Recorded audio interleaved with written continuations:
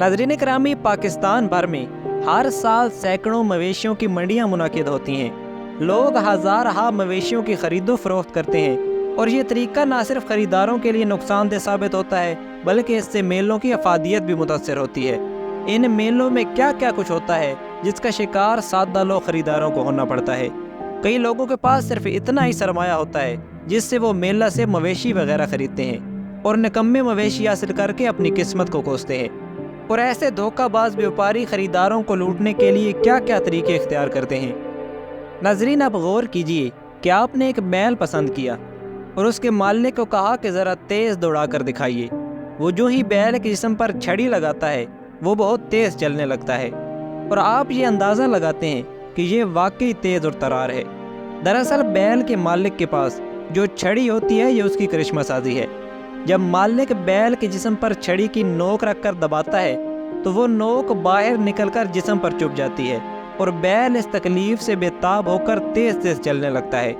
और इसी तरह बाज़ औक़ात मवेशियों के व्यापारी लोहे की अंगूठी पहने हुए होते हैं जिसके अंदर एक सुई चुभी होती है और बवक्ते ज़रूरत वो मवेशी के जिस्म पर हाथ रखकर सुई इसमें चबो देते हैं, जिसकी वजह से मवेशी बेचैन हो जाता है और मालूम होता है कि वो बहुत चुस्त और चालाक है और बहुत ज़्यादा सुस्त और निकम्मे बैलों की फ़रोख्त करने से पहले छड़ियों से उसे पीटा जाता है, जिससे वो डर जाते हैं और जो ही उनकी पीठ पर ये हाथ रखा जाता है या छड़ी से छुआ जाता है तो वो खौफ के मारे बिदक जाते हैं और जो ही ख़रीदार उसका रस्सा हाथ में पकड़ता है तो वो झिनकारने लगता है और ख़रीदार ये समझता है कि वाकई चुस्त और चालाक बैल ख़रीद रहा है।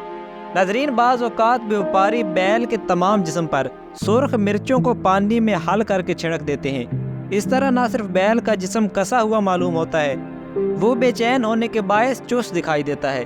अगर कोई बैल खरीदते वक्त खरीदार से हल में जोत कर आजमाइश करना चाहे तो चालाक व्यापारी हल चलाने वाले से साजिश कर लेता है, जो हल को गहरा नहीं चलाता बल्कि सतह ज़मीन से सिर्फ 2 इंच गहरा रखता है, जिसे बैल आसानी से और तेज़ी से खींच सकता है। मुअज़्ज़िज़ नाज़रीन, बाज़ औक़ात धोखाबाज व्यापारी एक बैल का सौदा करते हैं और ख़रीदार को लेकर पर्ची लिखवाने चले जाते हैं। जब ख़रीदार वापस लौटता है और रकम व्यापारी के हवाले करके पर्ची पर लिखवा कर ले आता है तो उस अच्छे बैल की जगह निकम्मा बैल बंधा होता है और वो बेचारा उसे ही लेकर घर आ जाता है। और अगर कोई ख़रीदार झगड़ा करता है तो व्यापारी के साथी उसे यकीन दिलाते हैं कि यह वही बैल है जिसका सौदा हुआ है। इस झगड़े का सिर्फ यही नतीजा निकलता है कि व्यापारी सच्चा साबित होता है और ख़रीदार झूठा। मुअज़्ज़िज़ दोस्तों, दुधेल मवेशियों के मुतल्लिक व्यापारियों की धांधली बेहद नुकसानदेह साबित होती है। बाज़ व्यापारी बाल्टी में दूध भरकर भैंस को लिए फिरते हैं और ख़रीदार पर ज़ाहिर करते हैं कि भैंस ने अभी दूध दिया है और ये फ़रेब इस सूरत में दिया जाता है कि भैंस के थनों में कोई नुक्स हो, 1 या 2 थन बिल्कुल मारे हुए हों।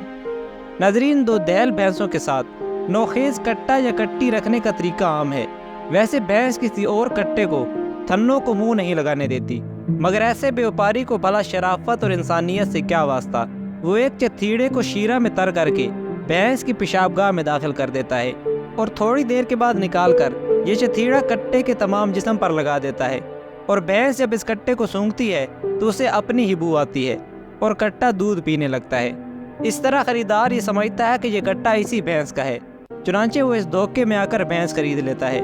और ये तरीका आम तौर पर ऐसी सूरत में इख्तियार किया जाता है जब भैंस का कट्टा मर गया हो या वो 8 या 10 माह का हो। नाज़रीन, गाभन भैंस के थनों को व्यापारी हाथ लगाने की इजाज़त नहीं देते।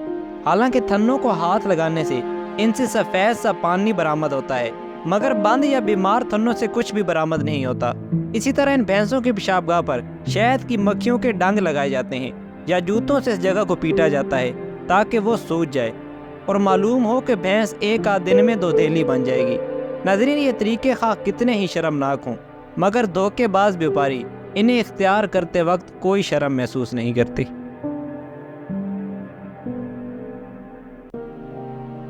नाज़रीन, ये वीडियो अगर आपको अच्छी लगी हो तो इसे लाइक करें और इसे ज़्यादा से ज़्यादा शेयर करें और मज़ीद ऐसी वीडियोज़ के लिए हमारे चैनल को सब्सक्राइब कर लें। आइंदा आने वाली वीडियो तक हमें दें इजाज़त। अल्लाह हाफ़िज़।